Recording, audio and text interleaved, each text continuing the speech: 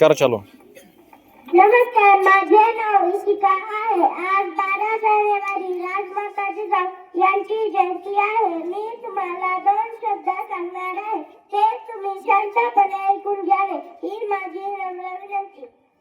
राघवांची कन्या, भोसलेची सून, शिवबांची माता, भाकी कोणते अजून, हिंदवी स्वराज्याची पताका नभी अभिमानाने डोलते. लक्ष देऊ नये का मी जिजाऊ बोलते, मी जिजाऊ बोलते. माझ्या मातीतील माणसाच्या मनात गुलामीची झालर पसरली होती.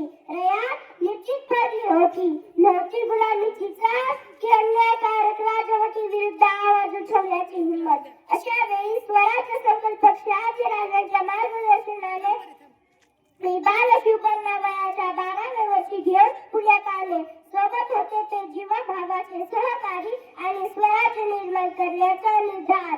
मावळ्याच्या सहाय्याने आणि शिवबाच्या पराक्रमाने याची सुरुवात लवकर झाली. एक आई म्हणून मला याचा प्रचंड अभिमान वाटतो. स्वराज्याची स्थापना झाली, एक सुखाने जगू लागली. पण माझ्या या शिवबावर, या स्वराज्यावर संकटही अनेक आली. अफजल खान, शाहीचे खान, पुरंदरचा वेढा आणि औरंगजेब. अफजल खानासारखे धिप्पाटकर महाराजांना काढून आले.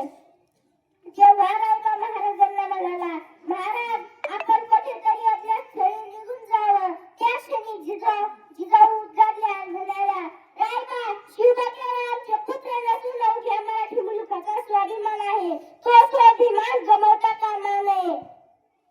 न वाकायचे न झुकायचे, अन्यायाविरुद्ध पैठून वार करायचे, सन्मानाने जगायचे, सन्मानानेच मरायचे. हे हिंदवी स्वराज्य आहे. इथे आयाबायांची पूजा केली जाते. जाऊन सांग तुझ्या बादशाला. आता पुण्यातील जहागिनी महासाहेबांची अर्धांगिनी चालवते. धन्यवाद.